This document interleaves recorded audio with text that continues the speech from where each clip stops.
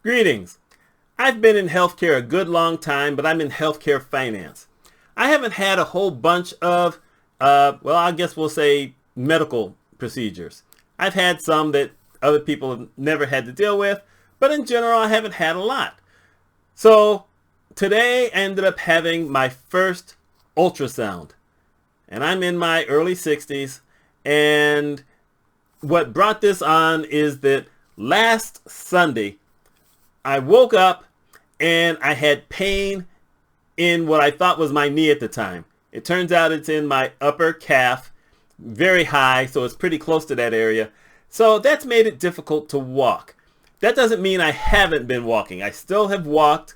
I still, for the most part, have reached my 8 to 12 miles of walking a day. But I've had a couple of times where I could only make 6 miles.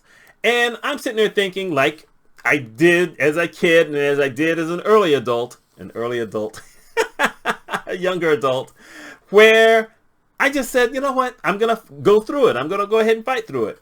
Because when I was a kid and I was in pain and I had mentioned it to my dad, he would say, just rub dirt on it and keep going. So that's how I grew up. Parents, don't tell your kids that or anything like that anymore. I mean, Dad probably shouldn't have told me that, but he was in the military. So, that's how that was. Anyway, I basically kind of ignored it for a while. I just walked through the pain because that's what I do. And I was taking some ibuprofen. I was taking acetaminophen earlier in the day, Tylenol. And then later on, I was taking ibuprofen. And then I got to this Monday, and it started hurting a little bit more. And at the same time, I woke up Monday morning with my shoulder hurting. My bed doesn't like me. Anyway, I mentioned it to a couple of friends of mine, my male friends, and both of them said the same thing. You should go to the doctor and have that looked at. I'm thinking, why should I do that?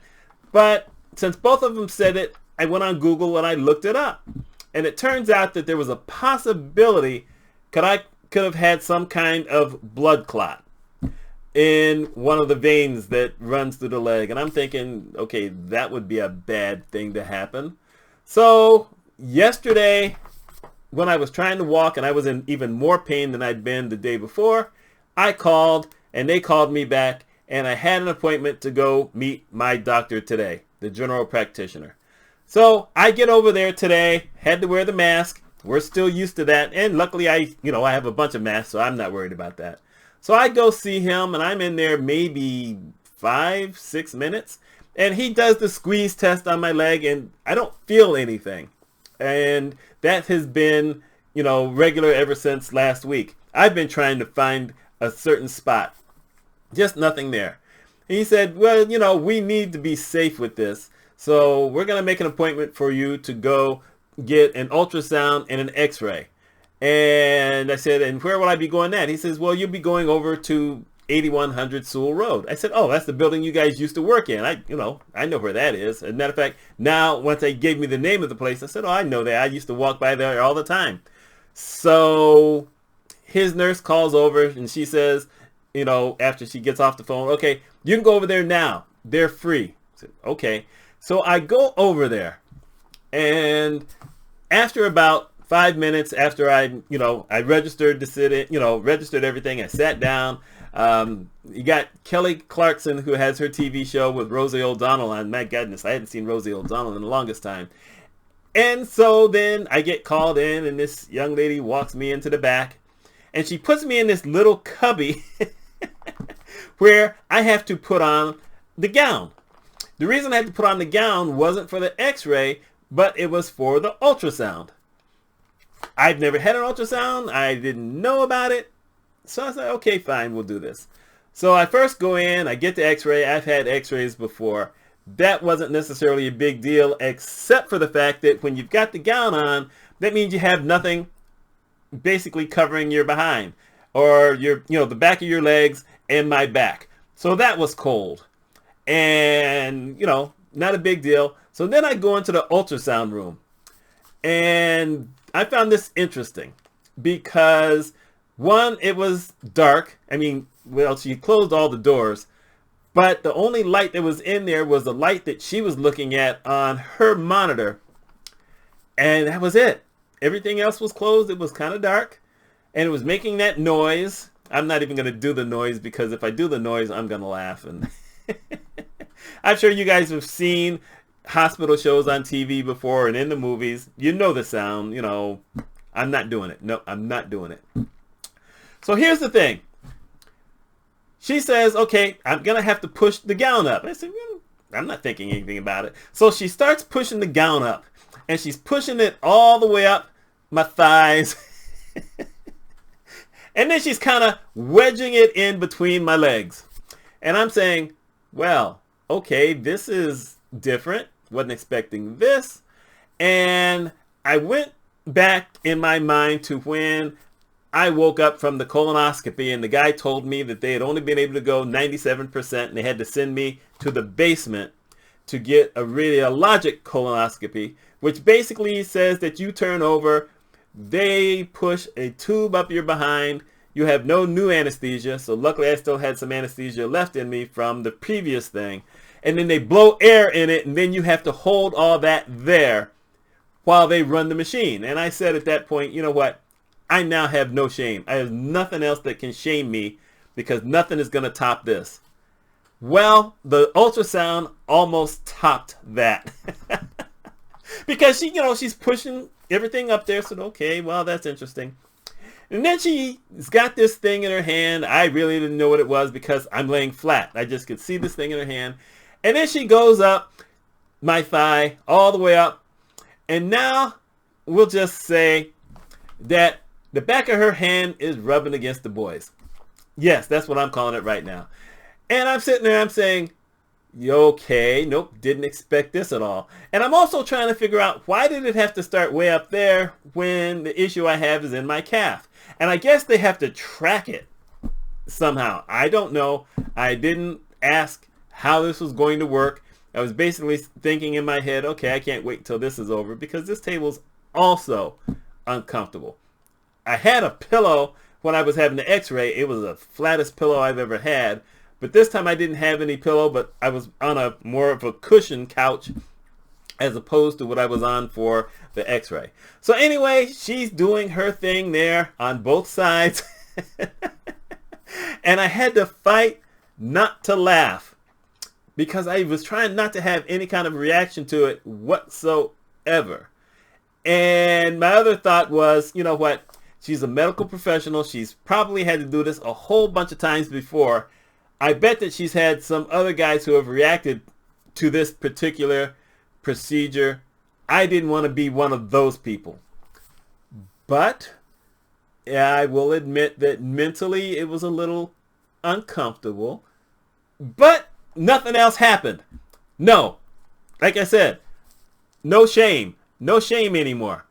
And I had to basically tell myself, be lucky you're not a guy in your 20s having this because this would be a lot more embarrassing at that point. I hated thinking that, but it's the truth, So anyhow, she does this and then she goes down the right leg all the way down to just above the knee. Then she switches over to the left leg. And then she's doing that and she's pushing harder on it.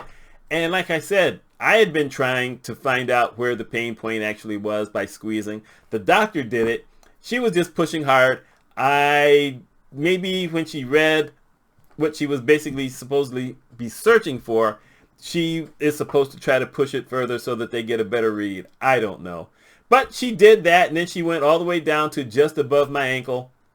And then that was finally it. Now she's done. So she says, okay, we're done with that. So take this towel and you can wipe your legs down. And so she leaves. I'm thinking, okay, I'm glad you did that. So now I go wiping my legs.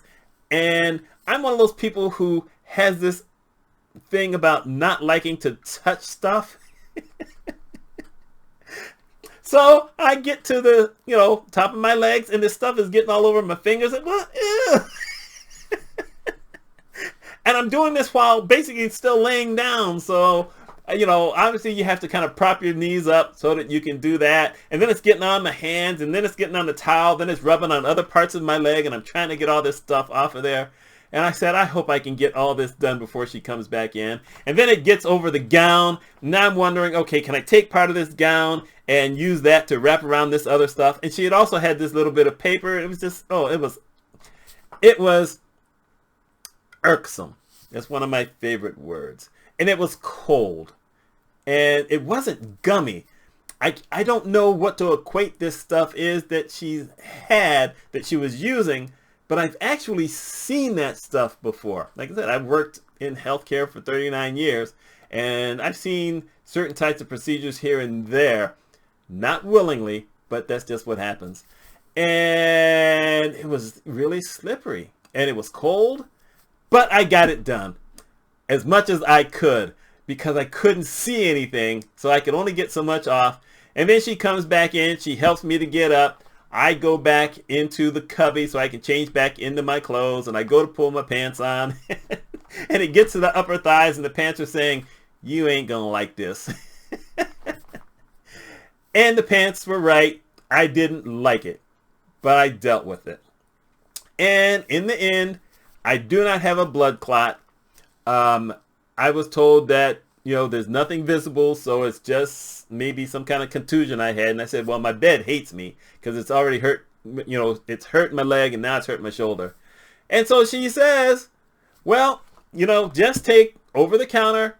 So take acetaminophen or ibuprofen, which is what I've been taking. So in essence, I was already doing the right thing, just probably in the morning when I take the acetaminophen, because I take aspirin, and you're not supposed to take ibuprofen with aspirin. And I take the aspirin because I'm diabetic. That's just one of the things it's supposed to do. But I've increased my acetaminophen or Tylenol. I've increased that for the morning, and then I've increased how much I take for the acetaminophen at night, just to try to dim it a little bit. As for my shoulder, you know what? If you go back, you'll see that I had shoulder surgery last year, and I've talked about that a few times. Rotator cuff. I just pulled out a cane that I have, and I've been stretching it. And basically, I can do that. I can still, using the cane, using this arm to pull up this arm. Ouch. I can still pull it up all the way. So I know, okay, I didn't rupture anything. It's just one of those other things that it's going to have to die out when it dies out. Anyway, the reason I did this video is because I looked it up first on YouTube, and it turns out no one has ever done a video about what it feels like to have an ultrasound. There's been women who've had sonograms, and they talked about that, but nothing about what it feels like to have an ultrasound. Hence the title of this video. So if any of y'all have ever had it, let me know if this matched what you had. If you've never had it and you were wondering what it's about, here's the video. I hope a bunch of you find it, and I hope this has been helpful. Anyway, my name is Mitch Mitchell. Y'all take care.